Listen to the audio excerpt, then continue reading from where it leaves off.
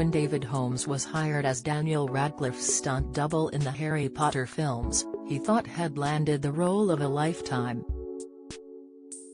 Whizzing around on broomsticks, flying motorbikes and fighting in the Triwizard Tournament, he wasn't just starring in one of the biggest film franchises of all time, he was having fun doing it. But one day in 2009, as Holmes was filming on his sixth film in the Harry Potter series, Harry Potter and the Deathly Hallows Part 1, everything changed in an instant. An explosion that was part of a planned stunt sent Holmes plummeting to the ground, leaving him paralyzed from the chest down. He was rehearsing a flying sequence using a harness with a planned blast which was supposed to send Holmes jerking back, but it went badly wrong and he slammed into a wall.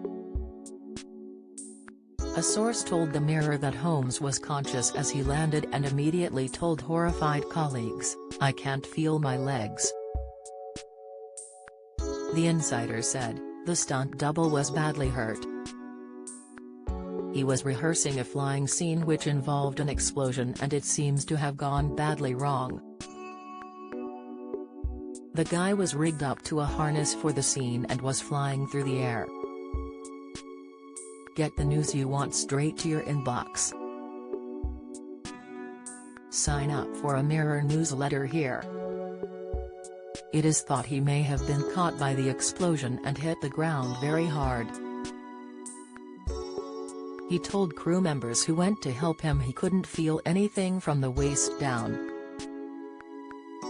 It has come as a terrible shock. A spokesman for the studio said, "We can confirm a member of the Harry Potter production was injured in an accident. We are awaiting further news. Out of respect for the family we are unable to comment further." Recalling the horror accident, Holmes said, "I hit the wall and then landed on the crash mat underneath. My stunt coordinator grabbed my hand and said, 'Squeeze my fingers.' I could move my arm to grab his hand but I couldn't squeeze his fingers. I looked into his eyes and that's when I realized what happened was major. I remember slipping in and out of consciousness because of the pain levels. I'd broken a bone before, so recognizing that weird feeling across my whole body from my fingertips right down to my toes, I knew I had really done some damage."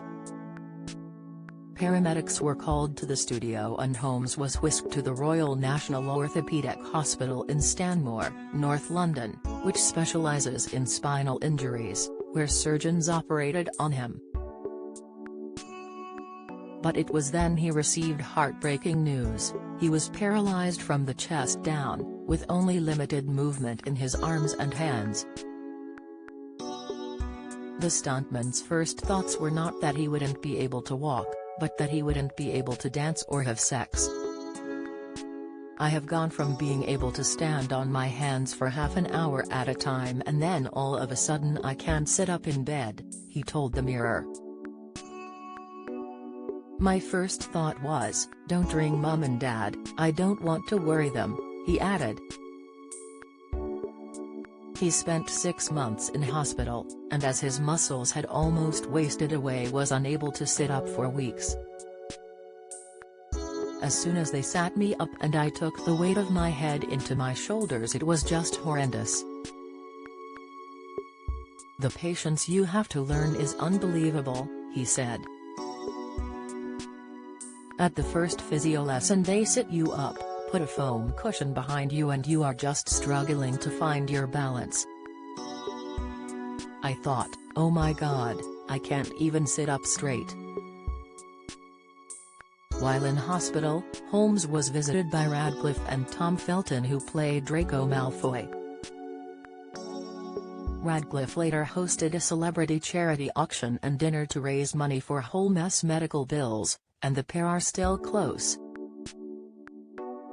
The Harry Potter actor said, "I've got a relationship that goes back many, many years with Dave.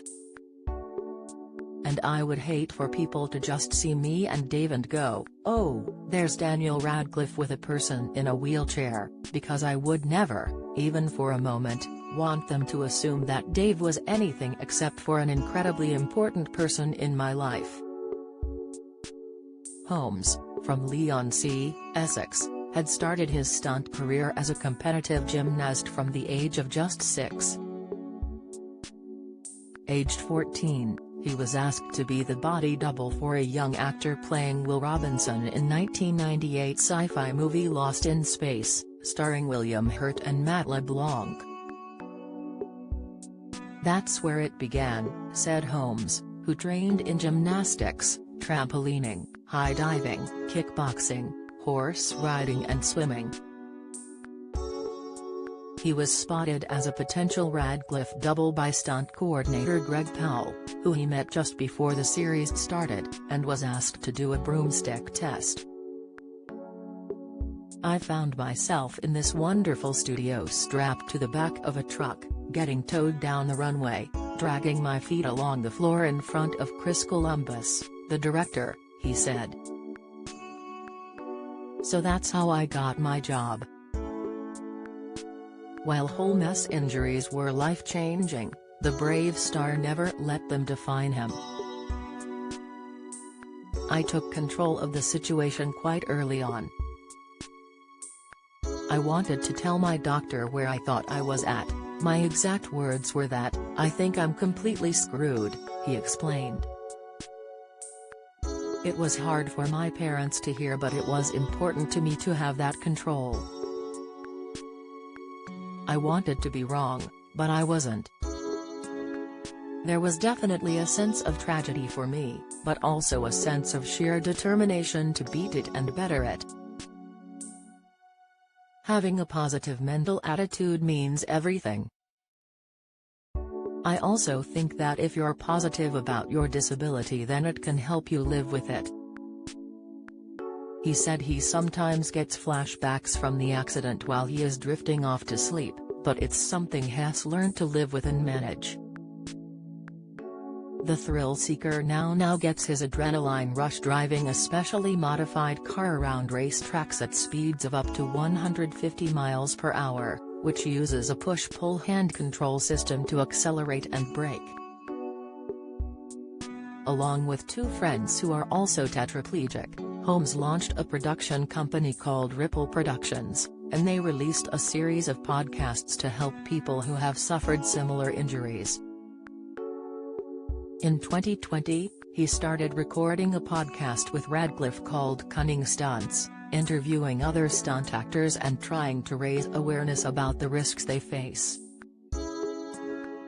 "I haven't let my accident affect my outlook on life, and I am still very determined and positive," Holmes vowed.